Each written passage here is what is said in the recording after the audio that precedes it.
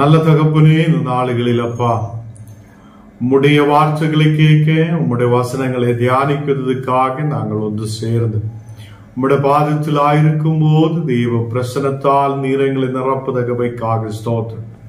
இன்னைக்கு ஆண்டவரே, கடந்து வர வேண்டிய மக்கள் நீர் எத்தனை வேகத்தில் கூட்டி சேர்க்கிறதுக்காக ஸ்தோத்திரம். நாங்கள் ஒன்று சேர்ந்து உம்முடைய வார்த்தைகளை தியானிக்கும் போது தெய்வீக பிரசனத்தால் நீர் எங்களை நிரப்பும். ஆண்டவரே, நீர் உண்மையான தேவனும் எங்களை ஆசீர்வதிக்கிறவருமாய் கூட இருக்கிறதுக்காக ஸ்தோத்திரம். நல்லவராய் வல்லவராய் நீர் எங்களோடு கூட இருக்கிற தேவன். இந்த ராத்திரி காலம் ஆண்டவரே, நாங்கள் வாசிக்கிற ஓரோ வசனங்கள், தியானிக்கிற ஓரோ வசனங்களும் எங்களுக்கு எங்களுடைய வாழ்க்கையில் அது நல்ல ஒரு முதல் கூட்டாயிருக்க கிருபை செய்யும். நீரே எங்களோடு கூட இரும். இயேசுவின் நாமத்தில் தனபிதாவே, ஆமீன், ஆமீன். கர்த்தராகிய இயேசுவின் இனிமையுள்ள நாமத்தில் நான் உங்களை வாழ்த்துகிறேன், வரவேற்கிறேன். இந்த நாளுகளில் கூகுள் மீட்டாய் நாம் ஒன்று சேர்ந்து கர்த்தருடைய வார்த்தைகளை தியானிப்பதற்காக தேவன் நமக்கு கிருபை செய்திருக்கிறார். இந்த கூகுள் மீட்டிலூடையும் யூடியூபிலூடையும் அநேகர் இந்த வார்த்தைகளை கேட்கிறார். கர்த்தர் நம்மை ஆசீர்வதித்து பலப்படுத்தி வழி நடத்துகிற தேவன். அவர் இந்த நாளுகளிலும் நம்மை ஆசீர்வதிக்க உண்மையுள்ளவராய் நம்மோடு கூட இருக்கிறார். 1 கொரிந்தியர் 1 അതിന്റെ 19 വചനം നാം വാസിக்கலாம். 1 കൊരിന്ത്യർ 1 അതിന്റെ 19 വചനം. ஞானிகளுடைய ஞானத்தை நான் அழித்து புத்திசாலிகளுடைய புத்தியை அவமாக்குவேன் என்று எழுதியிருக்கிறது. இங்கே ஒரு வசனத்தை எடுத்து சொல்லுகிறார். ஞானிகளுடைய ஞானத்தை அதை அங்க நாசம் பண்ணுகிறார் அது என்று சொல்லி அங்கு ஒரு வார்த்தை சொல்லப்படுகிறார். ஞானிகள் என்று சொல்லும் போது அநேகர் இந்த உலகத்தில் இருக்கிறார். நல்ல படிப்பு இருக்கிறவங்க, நல்ல நிலையில் அறிவு இருக்கிறவங்க, இந்த உலகத்தில் ஞானிகளாய் நிறைய பேர் இருக்கிறார். அவங்களுடைய ஞானம் கர்த்தருக்கு முன்பாக ஒன்றுமே அல்ல என்று நமக்கு இங்கே பார்க்கப்படுகிறார். ஞானிகளுடைய ஞானத்தை ஒன்னோட வாசிக்கலாம். ஞானிகளுடைய ஞானத்தை ஞானிகளுடைய ஞானத்தை நான் அழித்து புத்திசாலிகளுடைய புத்தியை அவமாக்குவேன் என்று எழுதியிருக்கிறது. புத்திசாலிகளுடைய புத்தியை அவமாக்குவேன் என்று இங்கே எழுதப்பட்டிருக்கிறார் என்று சொல்லி அந்த வசனத்தை அப்போஸ்தலனாகிய பவுல் எடுத்து சொல்லுகிறார். எவ்வளவு பெரிய ஞானம் இருந்தாலும் நாம் கர்த்தரை தேடாமல் இருக்கிறதால், அந்த ஞானம் கர்த்தருக்காக பயன்படுத்தாமல் இருக்கிறதென்றால் அது எந்த பிரயோஜனமும் கிடையாது என்னுள்ளதுதான் இங்க நமக்கு பார்க்க முடிகிறோம். கர்த்தர் பிள்ளைகளே, ஞானிகளாய் நாம் இருக்கும் போது, புத்திசாலிகளாய் இருக்கும் போதும் நாம் நம்முடைய புத்தியை, நம்முடைய ஞானத்தை தேவனுக்காக, தேவனுடைய காரியத்துக்காக பயன்படுத்த வேண்டும். இந்த நாளுகளில் அந்த கீழே உள்ள வசனத்தில் நாம் படிக்கல. 20 வசனம். ஞானி எங்கே? வேத பாரகன் எங்கே? இப்பிரபஞ்ச தர்க்க சாஸ்திரி எங்கே? இவ்வுலகத்தின் ஞானத்தை தேவன் பைத்தியமாக்கவில்லையா? இங்க வசனத்தில் எடுத்து சொல்லுகிறார். 2-3 கேள்விகள் கேட்கிறார். ஞானி எங்கே? இந்த உலகத்திலே ஞானத்தை தேவன் பைத்தியமாக்கி இருக்கிறார் என்று சொல்லப்படுகிறார். கர்த்தர் பிள்ளைகளே, இந்த நாளுகளில் நாம் கர்த்தருடைய பிள்ளைகளாய் இருக்கும் போது, ஆண்டவருடைய மேல் விசுவாசமாய் இருக்கும் போது, நாம் ஞானத்தை பெற்றுக் கொள்ளுவது தேவனுடைய இடத்திலிருந்து பெற்றுக் கொள்கிறார் என்று நாம் நம்பிக்கை வைக்கிறோம். இந்த உலகத்திலே மக்களுடைய ஞானம் அது தேவனுக்காக பயன்படுத்தாமல் இருந்தால் அது தேவன் அதை பைத்தியமாய், அந்த ஞானத்தை பைத்தியமாய் மாற்றுகிறார். எசையா 29 അതിന്റെ 14 வசனம் நாம் வாசிக்கலாம்.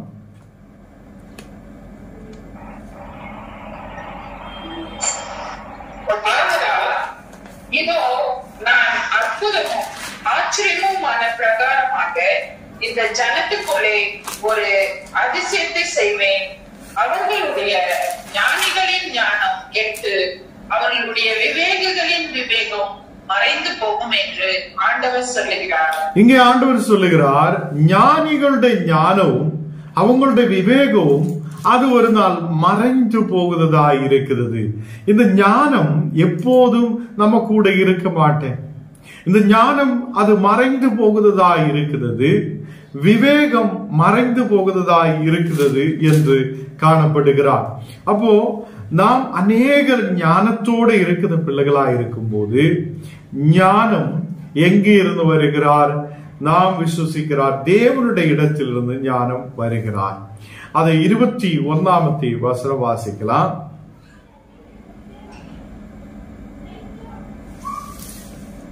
1 கொரிந்தியர் 1 അതിന്റെ 21 വചനം. ஞானத்துக்கு ஏற்றபடி உலகமானது சுய ஞானத்தினாலே தேவனை அறியாதிருக்கையில் பைத்தியமாக தோன்றுகிற பிரசங்கத்தினாலே விசுவாசிகளை ரட்சிக்க தேவனுக்கு பிரியமாயிற்று. இங்கு விசுவாசிகளை ரட்சிக்கிற தேவன், விசுவாசிகளை ரட்சிக்கிற ஒரு தேவன். இந்த தேவனுடைய ஞானத்தில் தேவன் அந்த உலகத்திலே ஞானத்தையும் அதிலே அங்கே தேவன் என்ன பண்ணுகிறார்? அதில் விசுவசிக்கிறவங்களுக்கு என்ன செய்கிறார்?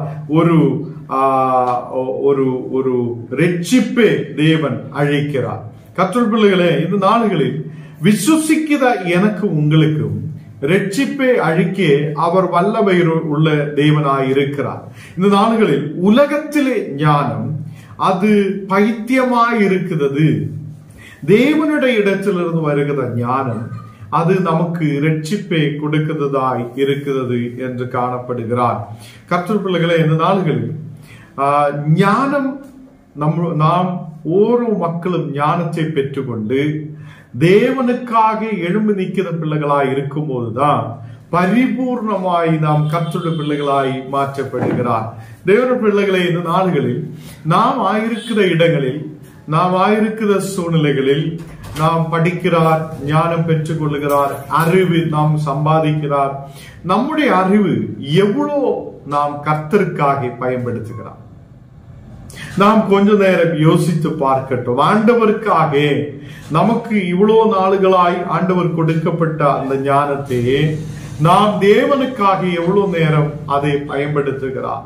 அந்த ஞானத்தை அதை மீதி உள்ள மக்களுக்கு தேவ வசனங்களை சொல்லுவதற்காக, இனியுள்ள மக்களை பலப்படுத்துவதற்காக நாம் அதை பயன்படுத்துதோ என்று நாம் சற்று நேரம் யோசித்து பார்க்கட்டும். இங்கே அநேக மக்கள் உலகத்திலே ஞானமும் தேவனுடைய ஞானமும் ரெண்டு விதமாய் இருக்கிறது. தேவனுடைய ராஜ்யத்தில் நாம் ஆயிருக்கும் போது, தேவனோடு கூட ஆயிருக்கும் போது, தேவனோடு சார்ந்து இருக்கிற பிள்ளைகளுக்கு தேவன் நமக்கு அவரை பயப்படும் போது அவர் ஞானத்தை கொண்டு நிரப்புகிறார். அந்த ஞானம் அநேகருக்கு பைத்தியமாய் தோணலாம். அந்த வசனத்தால் நாம் அநேகருக்கு வசனங்களை சொல்லும் போது அந்த சிலுவையின் வசனம் அநேகருக்கு பைத்தியமாய் தோன்றலாம். இந்த உலகத்தில் அநேகர் நம்மை காட்டிலும் ஞானிகளாய் இருக்கிறது, அநேகர் நம்மை காட்டிலும் புத்திமான்களாய் இருக்கிறது, அநேகர் இந்த உலகத்தில் விவேகிகளாய் அநேகர் இருக்கிறார். பட் கர்த்தருடைய பிள்ளைகளாய் இருக்கிற நாம், நமக்கு கிடைச்சிருக்கிற கிருபையே, நமக்கு கிடைக்கப்பட்டது இருக்குதா அந்த பொக்கிஷத்தை, தேவனுடைய கிருபையே, நாம் அதை தேவனுக்காக பயன்படுத்த, கர்த்தருடைய ராஜ்யத்துக்கு அதை ஒரு பெரிய அளவில் அதை எழுப்புதல் உண்டாகுவதற்காக நாம் அதை பயன்படுத்துகிறார். இங்கே 22 வசனம் வாசிக்கலாம். 1 கொரிந்தியர் 1:22. யூதர்கள் அடையாளத்தை கேட்கிறார்கள், கிரேக்கர் ஞானத்தை தேடுகிறார்கள். இங்கே யூதர்கள் அடையாளத்தை எப்பவுமே அவங்க கேட்கிறார்கள். ஒரு அடையாளம் அவங்களுக்கு தேவை.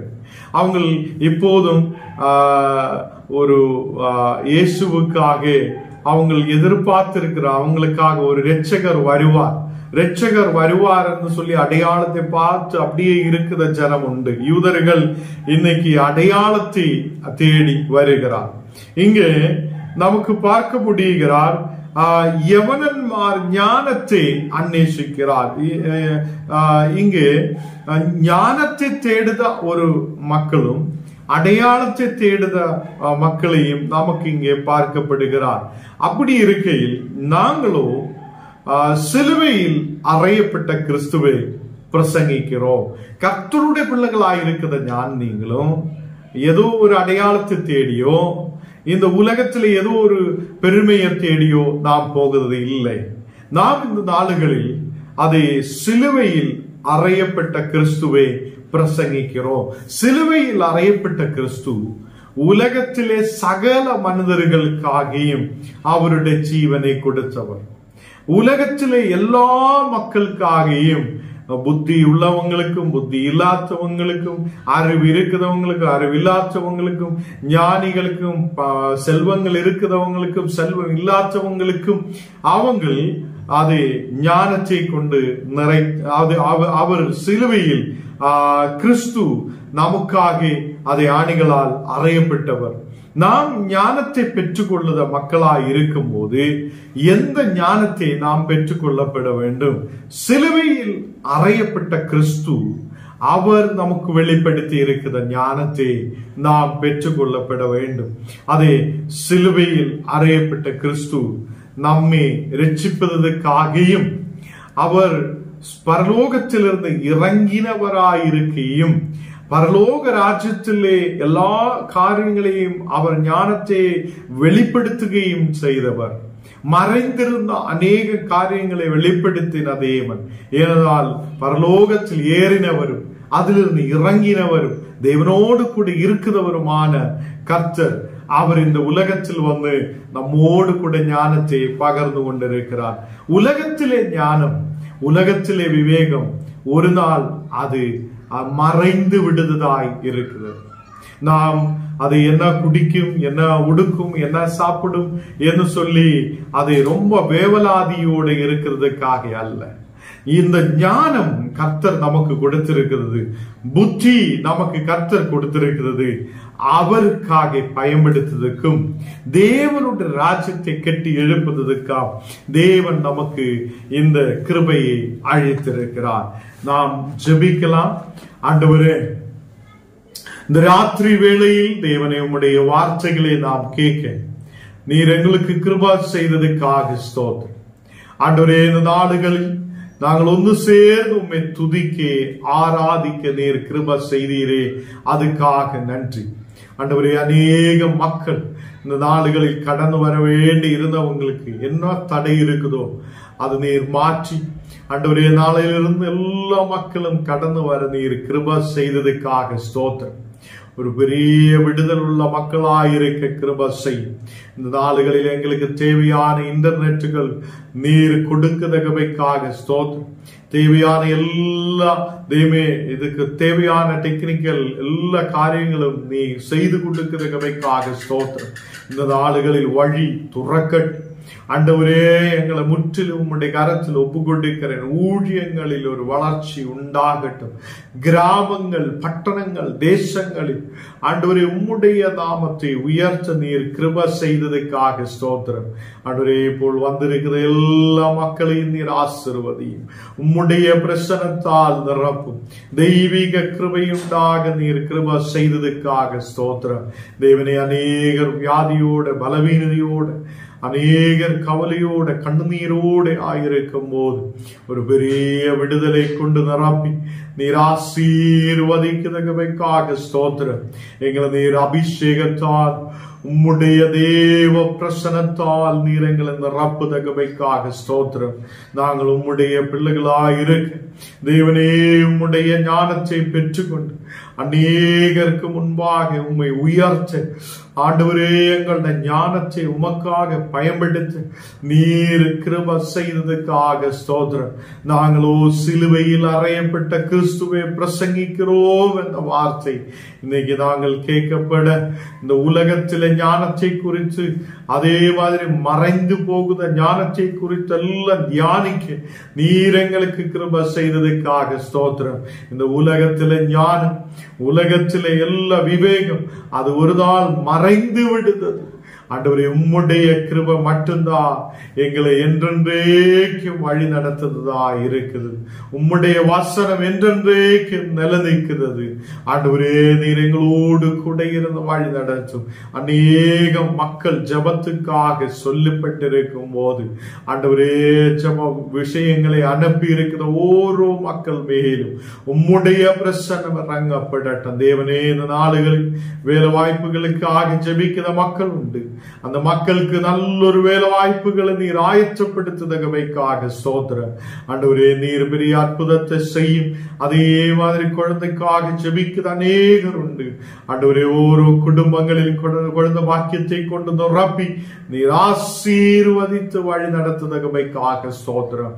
உம்முடைய வல்லமையால் அநேகர் படிக்கிற பிள்ளைகள் உண்டு. இந்த நாடுகளில் ஞானத்தை கொண்டு நிரப்பி ஆண்டவரே, இந்த மக்களை நீர் ஆசீர்வதித்து வழி நடத்துதகமைக்காக ஸ்தோத்திரம். நீரே பரிசுத்தராய் கூட எங்களோடு கூட இருக்கிற தேவன்.